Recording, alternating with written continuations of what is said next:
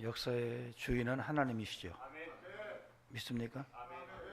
내 인생의 주인도 하나님이세요. 역사의 주인은 하나님이시고 내 인생의 주인도 하나님이세요. 하나님께서 역사를 운행하십니다. 섭리하십니다. 이것을 알게 된 게 사실은 예수를 믿고 나서예요. 예수를 믿기 전에는 역사의 주인이 하나님이신 줄을 몰랐어요. 내 인생의 주인이 하나님이신 것도 몰랐어요. 근데 예수를 믿고 나니까 하나님이 세상사를 이끌어 가시는구나. 내 인생도 하나님이 주장하시는구나 라는 것을 발견한 거예요. 이게 세계관입니다. 이게 그리스도인들이 갖고 있는 세계관이에요. 여러분, 이 놀라운 진리, 이 놀라운 세계관이 여러분에게도 있는 줄로 믿습니다. 우리가 이제 고난 가운데 읽는 성경 책이 여러 책이 있습니다. 그 중에 고난 당할 때 많은 그리스도인들이 어떤 책을 읽죠? 욥기를 읽습니다. 욥기. 근데 욥기를 설교를 들을 때는 그런가 보다 그렇게 설교로 듣는데 읽어보면 이게 도대체 무슨 얘기인지 보통 내용이 아닌데, 그런데도 고난당하는 분들이 그 욥기를 읽고 힘을 얻어요. 좀 특이합니다. 그런데 아주 욥기에서 특이한 본문이 등장합니다. 욥기 38장과 40장에서 아주 특이한 하나님이 욥에게 직접 말씀하시는 그런 내용들이 나옵니다. 그때 하나님은 욥에게 폭풍우 속에서 말씀하세요. 폭풍우 속에서 말씀해요. 이것을 학자들은 폭풍우 언설이다 이렇게 얘기해요. 폭풍우 속에서 하나님이 욥에게 말씀하세요. 굉장히 중요한 말씀을 폭풍우 속에서 욥에게 이야기하는데, 그 내용을 제가 일부분을 발췌해드리면 38장 1절에서 3절에 그때의 여호와께서 폭풍우 가운데서 욥에게 말씀하여 이르시되 무지한 말로 생각을 어둡게 하는 자가 누구냐? 너는 대장부처럼 허리를 묶고 내가 네게 묻는 것을 답할지니라, 이 말씀이에요. 또 하나 40장 6절 8절을 보면은 비슷한 얘기입니다. 그때의 여호와께서 폭풍우 가운데서 욥에게 일러 말씀하시되 너는 대장부처럼 허리를 묶고 내가 네게 묻겠으니 내게 대답할지니라. 네가 내 공의를 부인하려느냐? 내 의를 세우려고 나를 악하다 하겠느냐? 이제 조금 깊이 들어가면 38장 2절에서 아주 특이한 표현을 우리가 읽어낼 수 있어야 됩니다. 무지한 말로 생각을 어둡게 하는 자가 누구냐라고 했을 때 이 생각이라는 단어가 애자라는 단어입니다. 어휘입니다. 그런데 이것은 우리는 생각이라고 번역을 해놨는데 좀 더 깊이 들어가면 이것은 하나님의 섭리를 의미합니다. 그래서 이 본문은 무지한 말로 하나님의 섭리를 어둡게 하는 자가 누구냐라고 묻는 거예요. 하나님이 세상사를 섭리하시는데 무지한 말로 무식해가지고 그 하나님의 섭리를 어둡게 하는 그가 누구냐 이렇게 묻는 거예요. 근데 욥기의 내용 중에 그런 내용이 계속 흘러가요. 하나님이 세상을 섭리하시는데 사람이 무지한 말로 그 하나님의 섭리를 어둡게 한다는 거예요. 그 다음에 40장 8절의 내용 속에서 내 의를 세우려고 나를 비난하고 내 공의를 부인하려는 자가 누구냐? 이건 조금 제가 축약해서 읽은 겁니다. 그러니까 하나님이 세상사를 섭리하시고 하나님이 의로 심판하시는데 이런 것들을 어둡게 하고 무지한 말로 지가 의롭다고 생각하면서 하나님의 미슈파트, 즉 의를 힘없게 만드는 이런 사람이 도대체 누구냐라고 묻는 거예요. 굉장히 중요한 질문이거든요. 사실 오늘날 세상이 와 시끄러운 것은 바로 하나님의 세상 섭리를 어기는 자들이 있기 때문에 그래요. 하나님의 섭리에 대해서 인정하지 않고 그 하나님의 섭리를 어둡게 하는 자들 때문에 그러하고 하나님의 위시파트, 즉 하나님의 공의를 인정하지 않기 때문에 거기서부터 나오는 불협화음이 오늘 우리 세상을 힘들게 합니다. 그런데 오늘 저와 여러분은 진정 역사의 주인이 하나님이시구나. 하나님께서 세상을 섭리하시는구나. 역사의 주인이 하나님이시고 그 하나님이 내 인생도 섭리하시고 이끄시는구나 라고 하는 것을 분명히 믿고 오늘 말씀을 통해서 하나님의 메시지를 마음에 담을 수 있기를 간곡히 부탁을 드립니다. 예, 하나님이 운영하세요.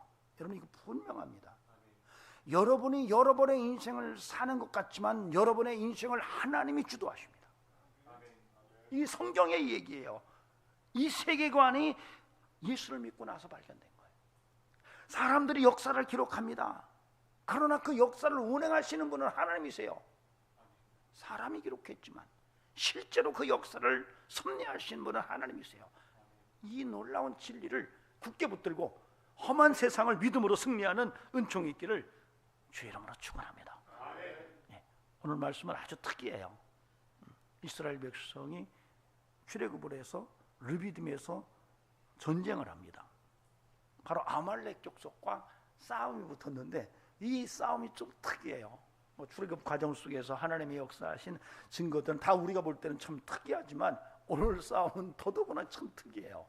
왜냐하면 전쟁이 붙었는데 여호수아가 이스라엘 군대를 조직해서 아말렉 군대와 싸움이 붙었는데 모세는 그 전장에 있지 않고 산 꼭대기로 올라가서 지팡이를 드는 거예요. 근데 희한한 것은 그 싸움의 승패가 전장에서 싸우는 이스라엘 군대에 있는 것이 아니라 모세가 지팡이를 드느냐 내리느냐에 결정돼요. 모세가 한참 싸우고 있는데 산 꼭대기에서 그 싸움을 바라보면서 지팡이를 들었을 때는 이스라엘이 이기는데 지팡이를 내리면 지는 거예요. 들었다 팔이 아프면 내리고, 들었다 팔이 아프면 내리고. 아시죠? 학교 다닐 때 말썽교들은 선생님들이 봐주잖아요. 손들어. 한 30분만 하면 어때요? 비비 꼬입니다. 모세가 그런 거예요. 지팡이를 들었는데 이 도저히 내리면 밑에서 치는 거예요. 모세가 다시 번쩍 들면 또 이기는 거예요. 근데 그 옆에서 아론과 훌이 가만히 같이 갔는데 이렇게 보니까 희한하다. 아니 지팡이를 들 때는 이기네, 내리면 또 지네. 이게 몇 번 반복되니까 야 이거 큰일 났다. 그래서 돌을 갖다 모세를 앉게 하고 두 사람이 좌우에서 모세의 손을 붙들어 줍니다. 그래서 그 팔이 종일토록 내려오지 않아요. 싸움은 이스라엘의 승리로 끝납니다. 하나님께서 모세에게 이 사건을 기록해서 후대에게 하려나, 여호수아가 암송해서 다음 사람들에게 전하도록 그렇게 지시하시고, 모세는 그 하나님의 지시를 받고 제단을 쌓고 여호와 니시라고 이렇게 선언을 합니다. 오늘 본문이에요. 잘 아시죠? 네, 설교 많이 들으셨을 거예요. 근데 이 본문은 수미상관 구조예요. 수미상관 구조라는 것은 뭐 상관이라고도 하고요. 근데 일반적으로 막 읽을 때는 수미상관, 수, 즉 앞에와 미, 끝에 어떤 동일한 주제를 올려서 그 내용을 강조하고 그걸 설명하는 이런 구조로 쓰여졌어요. 이런 내용들이 우리가 전도서에서 읽을 수가 있습니다. 여러분 전도서를 읽다 보면은 우리가 헛되다라는 말을 종종 읽습니다. 그런데 사실 그 헛되다라고 하는 내용이 전도서의 큰 주제예요. 그래서 1장 2절에서 헛되고 헛되다라는 말을 반복합니다. 하발, 하발림, 하발, 하발림, 하콜, 하발. 근데 이게 여기서 끝나는 게 아니고 12장 8절에 가면 또 하발, 하발림, 하콜, 하발 이렇게 나와요. 이렇게 1장 2절과 12장 8절에서 헛되고 헛되니 헛되고 헛되니 모든 것이 헛되도다라는 말을 딱 둠으로써 처음과 끝에 중요한 주제를 놓음으로써 그 내용을 확실하게 독자에게 이해시키고 그 내용이 무언지를 그 사이에서 설명을 하고 있는 거예요. 도대체 어떤 게 뭐냐. 그러니까 1장 2절과 12장 8절 그 사이에 들어있는 것이 헛된 것의 구체적인 내용이고 설명인 거예요. 이런 것을 수미상관구조라고 말합니다. 오늘 그런데 그런 구조를 읽을 수가 있어요. 여러분 한번 보시기 바랍니다. 8절을 보세요. 그때에 아말렉이 와서 이스라엘과 르비딤에서 싸우니라. 뭔 얘기가 있죠? 싸우니라 라는 말이 나와요. 그다음에 16절 보세요. 이르되 여호와께서 맹세하시기를 여호와가 아말렉과 더불어 대대로 싸우리라 하셨다 하였더라. 이게 싸움이라고 하는 내용이 8절과 16절에 딱 위치를 하고 그 싸움이 중요하다는 얘기를 이 본문이 드러내요. 그리고 그 싸움이 어떤 건지를 바로 9절에서 15절에서 설명을 해요. 구조를 이해하시겠습니까? 예. 그래서 오늘은 굉장히 중요한 게 싸움인데 이 구조적인 메시지가 싸움이에요. 싸움인데 그 싸움이 도대체 어떤 의미냐, 중요한 싸움인데 어떤 의미냐, 이 내용을 설명하는 구조입니다. 그래서 9절에서 15절은 그 싸움을 구체적으로 설명을 해요. 그런데 여러분 이 싸움을 9절에서 15절에서 특이하게 다가오는 단락들이 있습니다.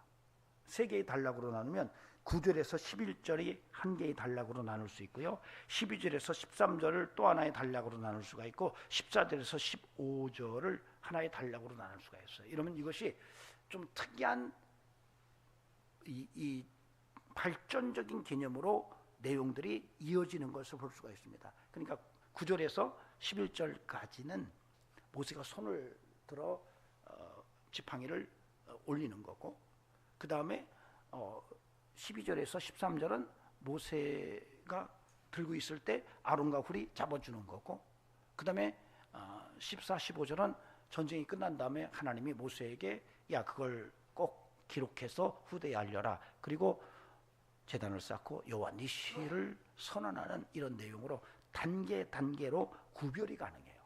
그래서 이 단계별로 바로 8절과 16절 사이에 들어있는 이 구절체가 오늘 중요한 메시지의 내용을 우리에게 말하고 있어요. 중요한 것은 이 본문이 우리에게 굉장히 중요하게 강조하는 것은 바로 수미상관구조에서 8절과 16절이 갖고 있는 내용입니다. 자 보세요. 8절에서는 싸움이 누구의 싸움이죠? 아말렉과 르비딤이 아니고 르비딤에서 아말렉과 누구의 싸움이에요? 이스라엘의 싸움이에요. 자 16절에 가면 이 싸움이 어디로 바뀌었어요? 아말렉과 하나님으로 바뀌었어요. 여러분 이걸 오늘 우리가 봐야 돼요. 그러니까 즉 다시 말하면 나와 너의 싸움, 나와 세상과의 싸움일 수 있어요. 근데 이것이 이제는 어떤 과정을 거치면서 하나님과 너와의 싸움이 되고 하나님과 세상의 싸움이 되는 거예요. 즉 다시 말하면 이스라엘과 아말렉과의 싸움인데 어떤 과정을 지나가면서 이것이 하나님과 아말렉의 싸움으로 바뀐 거예요. 여러분 이 비밀이 바로 8절과 16절 사이에 있어요.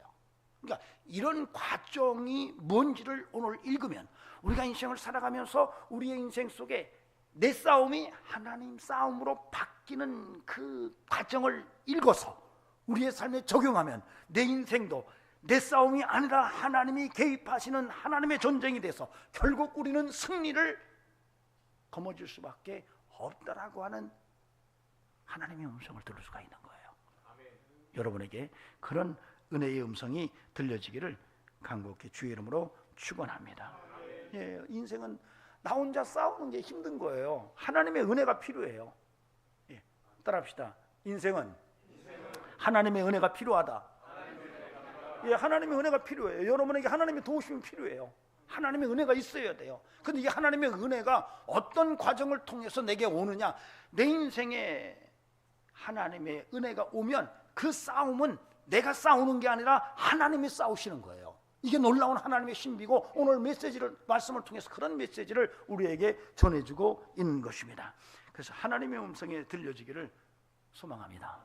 네, 첫째로는 여러분 어떻게 이스라엘과 아말렉의 싸움이 하나님과 아말렉의 싸움으로 바뀌었는가, 그것도 영원토록 정말로 무한대로 하나님이 싸우시겠다고 말씀하시는 것이 어떻게 이런 일이 일어날 수가 있는가, 이것을 적용의 차원으로 들어가면 내가 인생을 살아가는데 뭔가에 지금 부딪혀서 싸움을 하는데 이 싸움을 싸우는 과정 속에서 어떻게 하나님이 개입하셔서 이 싸움이 내 싸움이 아니라 하나님의 싸움으로 바뀌어 나가는가 하는 것을 우리가 발견할 수 있다는 거죠.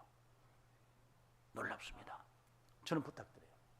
여러분의 인생이 여러분의 싸움이 아니기를 바랍니다. 여러분의 인생이 여러분의 싸움으로만 끝난다면 정말 여러분 쉽지 않은 인생이에요. 여러분 모든 사람들이 다 내 싸움이라고 생각하거든요. 인생 살아가는 모든 싸움의 전쟁터거든요. 여기서 내가 홀로 싸우는 거예요. 때로는 나의 지원군이라고 생각했던 내 가족들도 나를 힘들게 할 수 있거든요. 그래서 인생 자체가 정말 힘든데 어느 날 갑자기 하나님께서 내가 싸워줄게, 내가 너를 위해서 싸워줄게, 너 뒤에 가 있어, 내가 싸울게 하고 앞서 나간다면 여러분이 놀라운 일이거든요. 이게 기독교인들의 믿음의 실제예요. 여러분의 싸움을 여러분이 싸우는 게 아니라 하나님이 싸우시는 거예요. 하나님의 전사이세요. 하나님은 모든 전쟁을 이끄시는 분이세요. 모든 세상사를 하나님께서 주관하세요. 그분이 섭리하세요. 내 인생도 그렇게 이끄세요. 여러분 하나님이 싸우시도록 여러분의 인생 구조를 바꿔놓으시고 믿음으로 예수 안에서 새롭게 살아간다면 여러분 하나님의 은혜가 여러분을 생기넘치는 역사의 인생으로 만들어 놓으실 줄로 믿습니다. 그래서 그 놀라운 비결이 뭐냐? 첫째, 9절에서 11절 내용 속에서 읽을 수가 있습니다. 9절에서 11절을 같이 읽어보시겠습니다. 시작. 모세가 여호수아에게 이르되 우리를 위하여 사람들을 택하여 나가서 아말렉과 싸우라. 내일 내가 하나님의 지팡이를 손에 잡고 산 꼭대기에 서리라. 여호수아가 모세의 말대로 행하여 아말렉과 싸우고 모세와 아론과 훌은 산 꼭대기에 올라가서 모세가 손을 들면 이스라엘이 이기고 손을 내리면 아말렉이 이기더라. 아멘. 예, 이게요 내 싸움이 하나님의 싸움으로 바뀌는 과정 속에서 첫 단추예요. 즉 이스라엘이 아말렉과 싸우는 과정 속에서 첫 단추가 뭐냐면 모세가 하나님의 지팡이를 들었다는 얘기예요. 이런 과정을 통해서 나중에 하나님이 싸우시리라라고 하는 말로 이어지는 거예요. 즉 다시 말하면 모세가 하나님의 지팡이를 들었다는 거예요. 근데 여러분 성경 속에 하나님의 지팡이라는 말이 두 번밖에 안 나와요. 이 하나님의 지팡이라는 말이 많이 나올 것 같은데 여러분 하나님의 지팡이라는 말이 두 번밖에 안 나와요. 어디서 한 번 나와요? 오늘 본문에서 한 번 나오고 또 한 번은 출애굽기 4장 20절에서 한 번 나와요. 모세가 40년 동안 광야에서 양치기를 하고 살다가 떨기나무 앞에서 하나님을 만납니다. 그 하나님께서 모세를 부르세요. 그리고 너희가 너를 애굽에 내 백성을 애굽에서부터 끄집어내는 일에 너를 쓰겠어 이렇게 말씀하실 때 모세가 아니 나는 아닙니다. 나는 무슨 말씀을 그렇게 하세요? 내 나이가 지금 몇인데 80이거든요 하면서 내 지금 말도 어루라고 할 수 없습니다 이렇게 말할 때 하나님이 야 너 들고 있는 게 뭐지? 지팡이인데요. 던져봐. 던졌더니 이게 뭐가 돼요? 뱀이 됩니다. 그 꼬리를 잡아봐. 그랬더니 다시 지팡이가 되는 거예요. 네 손을 한번 품에 넣어봐. 꺼내봐. 문둥병이 걸려 있는 거예요. 다시 품에 넣어봐. 꺼내봐. 나은 거예요. 모세가 그 사건을 통해서 하나님 앞에 무릎을 꿇습니다. 그리고 가족들을 데리고 애굽으로 나갈 때 그때 한번 모세가 하나님의 지팡이를 들었다고 그렇게 기록해 놨습니다. 근데 오늘 본문은 좀 달라요. 모세가 직접 말합니다. 내가 내일 하나님의 지팡이를 들고 산 꼭대기에서 서리라 이렇게 얘기를 해요. 그러니까 출애굽기 4장에서는 성경 내용을 여러분이 가서 읽어보시면 모세가 직접 하는 말이 아니에요. 우리가 신파극을 할 때 어떤 스토리가 진행되면 변사가 추임새로 그 이야기 배경을 설명하는 이런 것들을 여러분이 아실 거예요.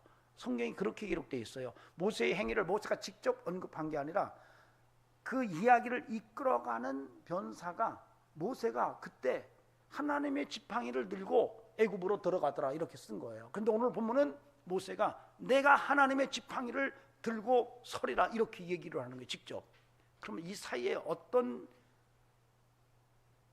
일이 있었나요? 모세는 출애굽기 4장에서 자기 지팡이를 들고 애굽으로 갈 때 이건 자기 지팡이인 줄 알았어요. 근데 출애굽의 과정 속에서 이 지팡이가 이게 내 지팡이가 아닌 것 같아. 이거 하나님의 지팡이인 것 같아. 홍해를 갈랐고 반석을 쳐서 물을 냈고, 야 이건 하나님의 지팡이구나. 이걸 출애굽 과정 속에서 경험을 통해서 깨달은 거예요. 이제 믿은 거예요.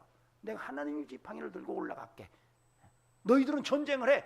너희들은 싸워. 내가 하나님의 지팡이를 들고 올라가서 하나님을 붙들 거야. 이렇게 얘기하는 거예요. 여러분, 여기서 하나님의 지팡이를 들었다는 얘기는 뭘까요? 지팡이 들은 게 아니에요. 하나님을 붙든 거예요. 여러분, 하나님을 붙드는 첫 단추가 내 싸움이 하나님의 싸움으로 바뀌는 과정 속에서 일어나는 사건이라는 거예요. 부탁드립니다. 여러분의 인생이 내 싸움이 아니라 하나님의 도우심이 전적으로 나타나서 하나님께서 내가 싸우리라. 너는 뒤에 가 있어. 내가 어떻게 싸우는지 뒤에서 좀 봐라고 말씀하는 이 사건이 일어나기 전의 과정 속에서 첫 번째 우리가 경험하는 것은 내가 하나님의 지팡이를 붙드는 건데 바로 하나님을 붙드는 사건이라는 사실을 이 본문이 상징적으로 우리에게 이야기하고 있습니다. 부탁드립니다. 하나님을 붙드시기 바랍니다. 아멘. 여러분, 예수 안에서 우리는 하나님을 붙드는 인생이에요. 믿습니까? 예, 이 믿음을 가지고 있어야 돼요. 예, 창조주 하나님, 이 우주 만물을 섭리하시는 하나님, 내 인생의 모든 것을 이끄시는 그 하나님을 인정하고 그 하나님을 붙드는 믿음의 이 첫 단추가 오늘 우리의 인생이 내 싸움에서 하나님의 싸움으로 전이되는 그런 과정에서 나타나는 현상이라는 거예요. 저와 여러분이 믿음으로 하나님을 붙들 수 있기를 간곡히 주의 이름으로 부탁을 드립니다. 저는 하나님을 좀 붙듭시다. 여러분, 교회적으로 봤을 때요, 모세가 이제 하나님의 지팡이를 딱 들잖아요. 누구죠? 영적 지도자죠. 목사도 하나님의 지팡이를 딱 들을 수 있는, 사실 모세가 내 하나님 지팡이 들고 올라가서 내 하나님 지팡이 들을게 이렇게 말할 때 그 의미를 아는 사람들이 아무도 없었어요. 여호수아도 몰랐고 아론과 훌도 몰랐어요. 사실은. 왜 몰랐냐면 모세가 하는 행동 자체를 이해를 못했던 거죠. 근데 아론과 훌이 나중에 모세를 돕습니다. 몇 번 하는 걸 보니까 모세가 손을 들면 하나님의 지팡이를 들면 이기고 내리면 지네. 이 과정에서 발견한 거예요. 나중에 전쟁이 다 끝난 다음에 그 사건에 있었던 내용을 기록하게 함으로써 여호수아도 알게 되고 모든 이스라엘 백성들이 그 사건을 이해하게 되는 거예요. 아하, 우리가 싸워 이긴 것이 아니었구나. 우리의 군사력이 이긴 건 아니었구나. 우리의 전략이 아니었구나. 하나님을 붙들었기 때문에 이겼구나라고 하는, 모세가 하나님의 지팡이를 붙들었기 때문에 승리했구나라고 하는 것을 알게 된 거예요. 여러분, 이런 목사의 리더십도 굉장히 중요합니다. 여러분이 개인적으로 하나님을 붙들고 사는 인생도 중요하지만 또 교회적인 사건 속에서 교회가 하나님의 역사를 경험하기 원한다면 영적 리더가 하나님의 지팡이를 붙드는 것도 필요합니다. 그래서 여러분 부탁드립니다. 목사가 하나님의 지팡이를 굳게 붙들게 해달라고 기도해 주시기 바랍니다. 아멘. 예. 자, 그건 다 그렇다 치고 저는 부탁드려요. 여러분이 하나님을 붙들고 사는 은혜가 있기를 소망합니다. 하나님 붙들고 삽시다. 자, 옆 사람 붙들고 손 붙잡고 우리 하나님 붙들고 삽시다. 예. 자, 두 번째로는 12절 13절입니다. 두 번째 단락을 제가 말씀드렸죠. 자, 12절 13절은 제가 읽겠습니다. 모세의 팔이 피곤하며 그들이 돌을 가져다가 모세의 아래에 놓아 그가 그 위에 앉게 하고 아론과 후리에 한 사람은 이쪽에서 한 사람은 저쪽에서 모세의 손을 붙들어 올렸더니 그 손이 해가 지도록 내려오지 아니한지라. 여호수아가 칼날로 아말렉과 그의 백성을 쳐서 무찌르니라. 여기서는 모세가 이제 하나님의 지팡이를 딱 들고 있는데 이제 내릴 때는 이스라엘이 치고 올리면 이스라엘이 이기고 이것이 반복적으로 나타나니까 아론과 훌이 함께 올라갔는데 그걸 보고 깜짝 놀라는 거죠. 처음에는 아마 자기들이 도와야 되겠다는 생각을 못했던 것 같아요. 팔이 아파서 여러분 아무리 천하장사라고 해도 지팡이를 들고 하루 종일 서 있을 수는 없죠. 그런데 팔이 아파서 내리면 이스라엘이 치는 거예요. 올리면 이스라엘이 이기고 이것을 아론과 훌이 보고 모세를 돕습니다. 그래서 돌을 가져다가 모세가 앉게 하고 서서 들고 있었으니까요. 그리고 자기들이 좌우에서 팔 하나를 잡아줍니다. 그래서 모세의 팔이 하여튼 하루 종일 안 내려와요. 지팡이를 든. 그래서 결국 전쟁은 승리로 끝납니다. 여러분 여기서 우리는 귀중한 메시지를 읽을 수가 있습니다. 뭔지 아시겠습니까? 연합입니다. 여러분 인생에서 연합을 할 줄 모르는 사람은 하나님의 역사를 경험하기 어렵습니다. 이것은 복음을 떠나서도 그래요. 어떤 사건 속에서 공동체 속에서 연합을 잘 못한다면 이것은 하나님의 은혜를 삶 속에서 실제로 경험하기가 쉽지가 않습니다. 오늘 아론과 훌이 모세를 연합해서 돕습니다. 여러분 가정에서도 부부가 연합하지 않으면 어렵습니다. 회사에서도 오너와 직원들이 연합하지 않으면 어렵습니다. 어떤 공동체든 그 구성원들의 연합 정신이 사라지면 하나님의 역사가 나타나지 않습니다. 여러분 그래서 여러분들이 오늘 다시 한번 연합 정신에 대한 소중함을 좀 깨닫고 어떤 일이 이루어질 때 죄짓자라고 하는 것이 아니라고 한다면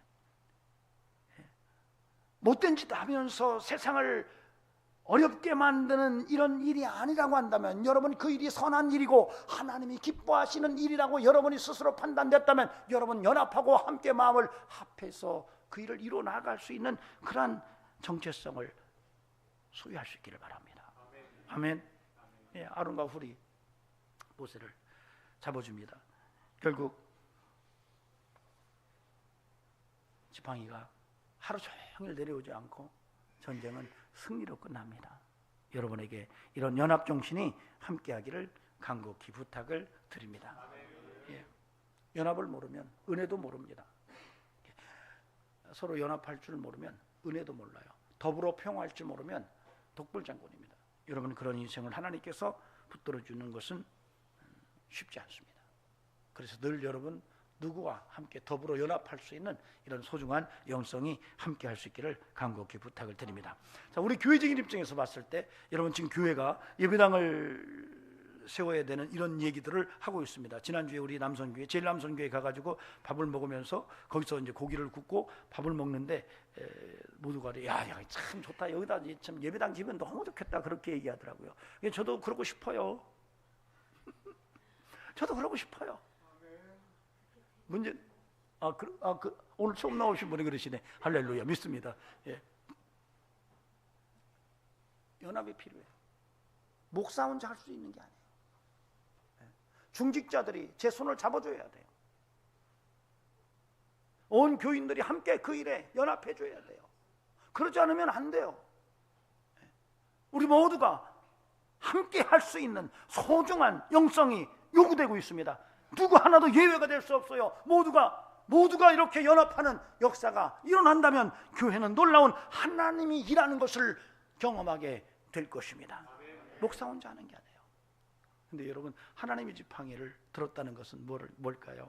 하나님을 붙들었다는 얘기이기도 합니다. 그러나 이건 상징화시켜서 우리가 좀 더 이해하면, 좀 발전시켜보면 여러분 모세가 하나님 지팡이를 붙들고 뭐 하고 있었을까요? 멀뚱멀뚱 여러분, 밑에서는 지금 전쟁이 있어서 지금 막 사람이 죽고 자빠지고 난리가 났습니다. 모세가 그냥 지팡이 들고 아무 생각 없었을 거예요? 아닐 거예요. 하나님, 제가 이 하나님의 지팡이를 믿습니다. 하나님을 내가 붙들었습니다. 하나님 승리해 주세요 라고 기도했을 거예요. 저는 모세가 하나님의 지팡이를 이 사건의 상징적인 모습이 기도라고 보는 거예요. 하나님을 붙든 것은 기도를 의미할 수도 있거든요. 여러분, 그래서 목사가 이 일을 위해서 기도할 때 여러분을 또요 모두가 함께 기도하는 일에 동참해 주셔야 돼요. 예배당을 짓겠다고 지금 목사가 기도하는데 모든 성도들은 목사님 먼저 한번 해보세요, 목사님 능력 있으면 한번 해보세요, 이렇게 말하고 모두가 그냥 잠만 잔다면 여러분, 하나님의 싸움이 될 수가 없는 거죠. 그런데 목사가 기도해요. 목사가 3일 금식하면서 기도하는데 장로님들이 그래요. 목사님, 우리는 일주일 금식하겠습니다. 이렇게 나오면 기적이 일어나는 거죠. 여러분, 아멘 크게 소리 지르면 안 돼요. 왜냐하면 그 다음에 평신 집사는 며칠 해야 돼요? 아니, 목사가 3일하고 금식하고 있는 장로님들이 목사님 우리는 일주일 하겠습니다. 그랬으면 집사들은 며칠 해야 돼요? 예, 10일 정도 하셔야 되죠. 그래 평신도들은 막 20일 해야 되고 저 우리 학생들은 40일 해야 돼요. 어쨌든 제가 뭐 그렇게 하라는 것은 아니지만 우리 모두가 정말로 연합해서 기도하고 함께 이 일을 감당해냄으로써 우리의 일이면 이 성전을 짓는 일이 어렵지만은 하나님이 싸우시면은 이것은 아주 쉽게 이루어지는 하나님의 기적이 될 줄로 믿습니다. 어떤 분이 그러시더라고요. 교회를 지으려고 이제 교회가 막 성장하니까 공간도 부족하고 그래서 교회를 짓겠다고 광고를 하고 나니까 성도들이 은혜를 받은 거예요. 은혜가 충만하니까 어떤 분이 뭐 이제 자기 집문서를 갖고 와서 목사님 지금 교회 재정은 없으니까 목사님께서 이 집문서에서 대출을 받아 갖고 쓰십시오. 예전에는 많았어요 그런 분들이. 그래서 막 몇 분들이 앞다퉈서 자기 집문서를 목사님 재정부에다가 내놓는데 목사가 이렇게 보니까 재정집사가 안 하더래요. 근데 사실 재정집사가 모범이 돼야 되는데, 그래서 목사님이 어렵게 집사님이 모범이 돼야 되는데 그렇게 집사님이 먼저 해야 되지 않아요? 그랬더니 목사님 제가 사정이 있어요 그러더래요. 그래서 뭔 사정입니까? 그랬더니 회사에 자기가 임원인데 회사에 아마 그런 게 있는가 봐요. 임원들은 그 재정 보정을 위해서 집을 회사에다가 담보로 시켜 놓는 이런 어떤 게 있었는가 봐요. 그렇게 돼 있어요 목사님 그러더래요. 그래서 목사님이 그러면 내가 그 사장님 만나겠습니다. 사장님을 만났대요. 만나서 사장님 사실 우리 집사가 재정집사인데 지금 교인들은 몇 사람이 그렇게 집문서를 예배당 짓겠다고 저렇게 헌신했는데 이 재정집사님이 이걸 안 하니까 모양이 안 좋다. 사장님 회사에서 그 문서를 좀 빼주면 안 되겠느냐. 그랬더니 그거요? 그거 해드리죠 그러더래요. 아주 쉽게 그냥 오케이 해서 뺐대요. 그 얼마 지났는데 어느 날 그 재정집사님이 막 목양신이 막 쳐들어가지고 목사님 막 무릎을 딱 꿇더니 목사님 감사합니다 그러더래요. 그래서 웬일이야 그랬더니 이 회사가 부도가 난 거예요. 부도가 나니까 거기에 담보 들어갔던 재산들이 다 나가버린 거예요. 근데 마침 목사님이 그걸 빼주는 바람에 자기는 살았대요. 막 이다음부터는 이 사람이 뭘 하자 그래도 다 안 돼요. 하나님의 손길이 이렇구나. 하나님의 손길이 이렇구나. 여러분, 하나님이 살아계셔서 역사를 운행하시고 내 인생을 주도하십니다. 여러분, 그 믿음으로 살아가시기 바랍니다. 연합이 중요합니다. 여러분, 저와 여러분의 삶 속에서 함께 기도하고 함께 눈물 흘리고 함께 복음을 위해서 헌신하는 이 삶 속에서 하나님이 싸우시는 일을 경험하게 될 줄로 믿으시면 아멘 하시기 바랍니다. 마지막으로 14, 15절을 함께 읽어보도록 하겠습니다. 같이 읽어보시겠습니다. 시작. 여호와께서 모세에게 이르시되 이것을 책에 기록하여 기념하게 하고 여호수아의 귀에 외워 들리라. 내가 아말렉을 없이 하여 천하에서 기억도 못하게 하리라. 모세가 제단을 쌓고 그 이름을 여호와 니시라 하고. 아멘. 예. 이게 이제 세 번째 단추입니다. 그러니까 모세가 지팡이를 든 것이 첫 번째고, 두 번째로는 연합이 두 번째고, 세 번째로는 전쟁이 끝나 승리가 됐어요. 그랬더니 하나님은 모세에게 야, 이 사건을 기록해라. 여러분, 여호와의 전쟁기라고 하는 책이 있습니다. 이런 그 고대 사회 속에서도 이렇게 기록물들이 있어요. 그래서 이것을 기록해서 후대에 남겨라 이렇게 말을 했고, 외워서 들려라 이렇게 얘기를 해요. 그러고 난 다음에 모세는 제단을 쌓습니다. 그리고 여호와니시다 이렇게 말해요. 여호와의 깃발이다 이런 말이에요. 여호와께서 승리하셨다 이렇게 이야기를 하는 겁니다. 이것은 승리의 영광을 누구에게 돌리는 거예요? 하나님께 돌리는 거예요. 하나님께 돌리는 거예요. 그러니까 굉장히 중요한 것은 모세가 하나님의 지팡이를 든 것도 중요하고, 아론과 훌과 모든 이스라엘이 연합해서 전쟁을 치러낸 것도 중요하지만, 또 하나 중요한 것은 전쟁이 승리로 끝났을 때 그 전쟁의 공과를 하나님께 돌리고 제단을 쌓고 그 사건을 기록해서 후대에 하나님이 이렇게 역사하시다는 것을 남겨주고, 그리고 여호와니시라고 하나님 앞에 찬양으로 높여드리는 이 모습은 굉장히 중요한 세 번째 스텝이에요. 즉 하나님께 영광이 있는 곳에 하나님의 싸움이 함께한다는 것을 이야기하고 있는 거예요. 부탁드립니다. 저는 저와 여러분의 삶 속에 하나님의 영광을 드러내는 소중한 믿음의 고백이 넘쳐나기를 바랍니다. 어마어마한 일이 일어나도 그 일을 이루시는 분은 하나님이시라고 하나님께 높여드려야 돼요. 할렐루야. 예. 우리 이호일 집사님 하나님께 높여드리셨나요? 할렐루야. 하나님께 영광을 돌리는 거예요. 제가 많은 성도들과 함께 대면하면서 지금까지 목회를 해오지만은 하나님께 영광 돌리는 것이 얼마나 소중한지 저는 수도 없이 경험했어요. 여러분, 어떤 분은 회복이 되면은요, 몸이 회복이 되면 일 보러 가요. 급한 일 생겼다고. 근데 어떤 분은 몸이 회복이 돼서 외출이 시작되면은 예배당에 먼저 오는 사람이 있어요. 여러분, 별거 아닌 것 같아요 이게. 그런데 그 차이는 하늘과 땅 차이예요. 하나님께 영광 돌리는 사람은 그렇게 하지 않아요. 자기에게 어떤 일이 생기면 그것이 하나님께서 주도하신 일이라고 생각하고 하나님께로 나와요. 하나님께 영광을 돌려요. 오늘날 저와 여러분에게 이런 영성이 필요한 거예요. 하나님이 내 인생 속에 개입하셔서 내 인생을 승리로 이끄셨다는 하는 사실을 안다면 이것을 누구에게 영광을 돌려야 될지를 분명히 알고 정체성을 확실하게 하고 하나님께 예배도 드리고 영광을 돌리는 이 모습은 우리에게 그 중요성을 아무리 강조해도 지나치지 않습니다. 범사에 하나님의 영광을 드러내는 성도이기를 간곡히 부탁을 드립니다. 여러분, 역사의 주인은 하나님이십니다. 그분이 내 인생도 섭리하십니다. 그분이 내 인생의 애자를 주장하십니다. 그분의 인생을 심판하십니다. 미슈파트를 실현하십니다. 여러분, 이 놀라운 은혜를 여러분과 제가 함께 공유하고 예수 안에서 그 삶을 살아내는 그런 영성을 지켜내야 할 것입니다. 저는 저와 여러분의 삶 속에 오직 하나님께만 영광이 되는 은총이 있기를 바랍니다. 근데요, 요즘에는 인본주의가 너무 강합니다. 하나님의 영광보다는 사람이 영광받는 일이 너무 흔하게 돼 있어요. 교회 안에서. 세상에서는 너무나도 당연하지만 교회 안에서조차 하나님이 받으실 영광을 사람이 취하는 경우가 너무 많습니다. 심지어는 여러분, 우리가 놓치는 거 있지만 예배도 하나님 중심이 아닌 경우가 너무 많아요. 어떤 분이 그래요. 목사님, 예배가 참석되면은 예배에서 좀 찬송은 이런 찬송을 하시면 좋겠어요.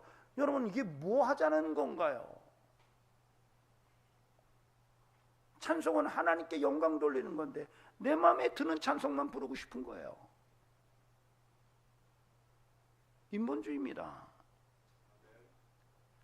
하나님이 영광 받으시는 예배가 되어야 되는데, 여러분, 우리가 예배만 놓고 한번 생각해 봅시다. 어떤 교회에서는 오래전에 예배를 불신자들과의 어떤 연결을 위해서 우리가 예배 시간에 예배를 드리면 그들이 어색하게 생각하니까 공연을 하자 그래서 매 주일마다 예배 시간에 공연을 한 교회도 있어요. 그걸 그들은 예배라고 생각했어요. 여러분, 이거 예배 아닙니다. 공연입니다. 왜 이런 일이 벌어질까요? 교회가 인본주의적으로 변하고 있기 때문에 그런 것입니다. 사람이 흥분하고 사람이 기쁘고 사람이 기분 좋은 예배를 선호하는 거예요. 여러분, 예배는 그런 게 아니에요. 하나님이 영광 받으시는 거예요. 내 인생이 하나님의 제단 앞에 올려져서 내가 그날 성령의 말씀에 검으로 수순이 되고 그 다음에 성령의 불로 태워져서 내가 정금 같은 믿음으로 다시 새롭게 되는 사건이 예배인데, 이런 것은 사라지고 인간의 감정과 인간의 기쁨만을 쫓는 모습으로 변질되어 있어요. 오늘 우리는 다시 한번 내 인생이 하나님 중심인가, 하나님께 영광 돌리는 삶인가, 아니면 사람 중심인가, 내가 기쁘고 내가 즐거워야 되는 감정인가라고 하는 것을 들여다볼 필요가 있습니다. 저는 저와 여러분의 삶 속에 항상 하나님께 영광 돌리는 은혜가 있기를 바랍니다. 따라합시다. 하나님께 영광 돌리자. 제가 충격적인 얘기를 들었어요. 어떤 교회, 대형교회, 한국의 대형교회랍니다. 그 대형교회 목사님이 대학원에서 PhD를 받을 때 논문을 보니까 그분의 논문의 내용이 예수는 신이 아니다라고 하는 논문이더래요. 예수는 메시아가 아니다라고 하는 논문을 썼더래요. 충격을 받고, 이분이 기자예요. 그래서 그 교회를 잠입했어요. 한 몇 년 동안 이분이 어떤 분인지를 좀 파헤쳐 보리라 생각하고 대형 교회니까 들어가서 2년 정도를 신앙생활을 했대요. 그런데 목사님이 설교도 잘하고 신학도 튼튼하고 인격적이고 정말 나무랄 데가 없더래요. 은혜도 많이 받았대요. 그래서 야, 이게 내가 2년 동안 내 이번에 그 예수를 부정하는 이 논문에 대해서 문제를 제기해 보려고 들어왔는데 이게 도대체 뭔가 생각하고 교회를 떠나기로 작정을 하고, 교회를 떠나기 전에 미안하더래요. 목사님에게. 내가 목사님이 건전하신 목사님인데 내가 오해하고 그런 것들을 좀 취재하려고 했던 것에 대한 좀 마음에 짐이 있어서 목사님을 찾아갔대요. 찾아가가지고 목사님, 제가 뭐 누구누구입니다 하고 신분을 밝히고, 목사님, 그런데 제가 목사님 논문을 보니까 대학원에서 박사학위 논문이 예수가 없다라고 그렇게 결론을 지었던데, 제가 와서 목사님을 2년 동안 지켜보니까 절대 그런 거 아닌 것 같고, 목사님 정말 인격적이시고 설교도 잘하시고 모든 것이 빈틈도 없고 신학도 아주 튼튼하시고 좋으신데 죄송합니다 그랬더니 목사님 뭐라고 말씀하는지 아세요? 그 논문이 맞아요 그러더래요. 여러분, 지금 이렇습니다. 한국교회가. 그 말은 대형교회를 담임하고 늘 설교하는데 설교도 은혜스럽게 잘하고 인격적이고 정말 빈틈이 없는 목사님인데 나 예수 안 믿어요 그러는 거예요. 여러분, 예수를 안 믿고도 설교합니다. 그 설교를 듣고 아멘 하는 사람들이 있어요.